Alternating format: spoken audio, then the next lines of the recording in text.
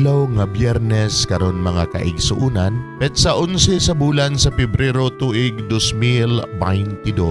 Ang pagbasa kinutlo gikan sa Ebanghelyo sumala ni San Marcos kapitulo 7 versikulo 31 ngadto sa 37. Unya mibiya si Jesus sa kayutaan sa Tiro ug milakaw latas sa Sidon ug sa yuta sa Decapolis balik sa lanaw sa Galilea. Ug may usa ka tawo nga bungol ug amang nga gidala sa pipila ka mga tawo ngadto kang Jesus ug mihangyo sila kaniya nga hikapon niya ang tawo.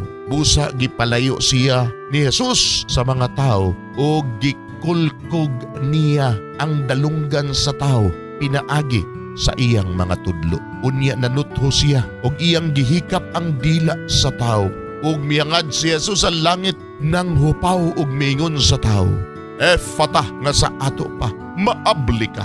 Diha makadungog na ang tao ug maayo na siyang musulti ug gipahimangnuan ni Jesus silang tanan nga dili kini ipanugilon kang bisan kinsa. Panhilabihan hinuon nilang panugilon niini ug natingala pag-ayo ang tanan ug miingon sila, maayo gayud niyang pagkabuhat ang tanan bisan gani ang bungol iyang gihimo nga makadungog ug ang amang nga makasulti. Mga igsuon ang Ebanghelyo sa Ginoo. Daygon ikaw o Kristo.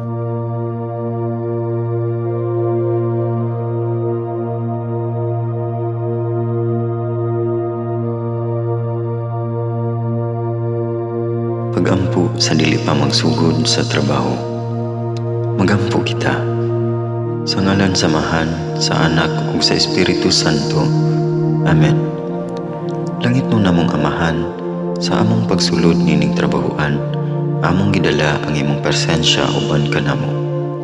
Among gipamulong ang imong kalinaw, imong grasya, imong kaluoy ug ang imong perpektong hanay sa among mga trabaho.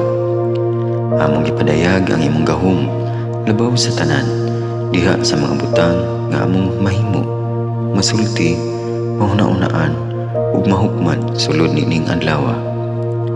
Ginoo, nagapasalamat kami sa gasa sa kinabuhi niining bagong adlaw, niining kahigayunan nga kami nakasulod sa trabaho ug mamahimong parte niining nga grupo. Salamat sa mga gasa nga imong gitugyan kanamo. Hamong gamiton kini diha sa pagimaya kanimo. Hatagi kami sa kusog ug kadasig sa pagbuhat sa among mga trabaho. Panalangini ang among mga proyekto, mga ideya ug kusog. Aron sa ingon, bisan sa pinakagamay namong mga kalampusan, magahatag kini sa imong himaya. Ubani kami Ginoo sa among pagtrabaho nining adlaw. Puna kini nga lugar sa inspirasyon ug kusog. Tabangi kami nga magtrabaho isip usa ka grupo nga mapakita sa usag-usa ang kamaayo. Himuha kami nga maayo nga makabot namo ang mga butang nga kinahanglan namong buhaton. Himuha kini nga lugar nga puno sa kalipay ug panagihigalaay. Ug kamugaway ug kalinaw ang mapatigbabaw niining dapita. Ginoo, kung kami anaa sa kalibog, giyahi kami. Kung kami muwadaan sa kadasig ug paglaom, dasiga kami. Himua nga ang trabaho nga among gihimo ug ang paagi sa among paghimo niini makahatag unta kini ug hugot nga pagtuo, kalipay ug pahiyom sa tanan nga among mahimamat karong adlaw. Panalangini ang among mga pamilya, among Pinoy-anan, among nasod.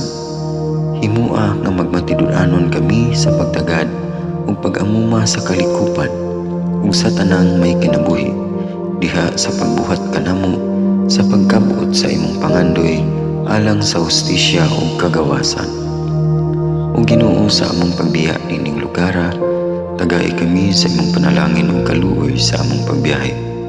Panalangini ang among mga pamilya ug Pinoy-anan nga anaon ta sa maayong kahimtang sama sa among pagbiya kanila. Ginoo, salamat sa tanang butang nga imong nabuhat, sa tanang butang nga imong gibuhat ug sa tanang butang nga imong buhaton pa. Sa ngalan ni Jesus, among giampo diha sa tumang pagigugma ug pagpasalamat. Amen. Sa ngalan samahan sa Anak ug sa Espiritu Santo. Amen.